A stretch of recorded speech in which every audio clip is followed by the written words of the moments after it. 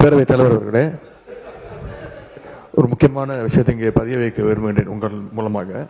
நேற்று முன்தினம் அரசு அறிவிச்சிருக்கிறது, அனைத்து சட்டமன்ற உறுப்பினர்களுக்கும் புதிய வாகனம் இந்த அரசு வழங்குவதாக முடிவெடுத்து அறிவிச்சிருக்கிறீங்க.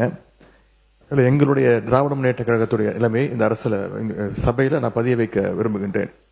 ஏற்கனவே தமிழ்நாடு அரசு கடும் நிதி நெருக்கடியில் இருப்பதாக மாண்புமிகு முதலமைச்சர் அவர்களே கூறி வருவதால் எங்களுடைய கழக தலைவர் மாண்புமிகு முன்னாள் முதலமைச்சர் திரு முத்துவேல் கருணாநிதி ஸ்டாலின் அவர்களின் அறிவுறுத்தலின் பேரில் திராவிட முன்னேற்ற கழகத்தைச் சேர்ந்த 59 சட்டமன்ற உறுப்பினர்கள் இவ்வாகனங்களை பெறுவதில்லை என்று முடிவெடுத்துள்ளோம்.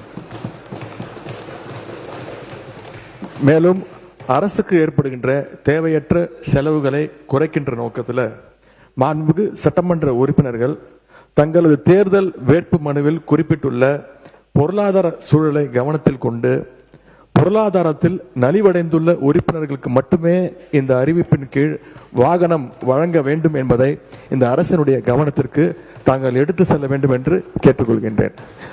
கையொப்பமிட்டு இந்த கடிதத்தை உங்கள் மூலமாக அரசுக்கு கொடுத்துக்கிறோம்.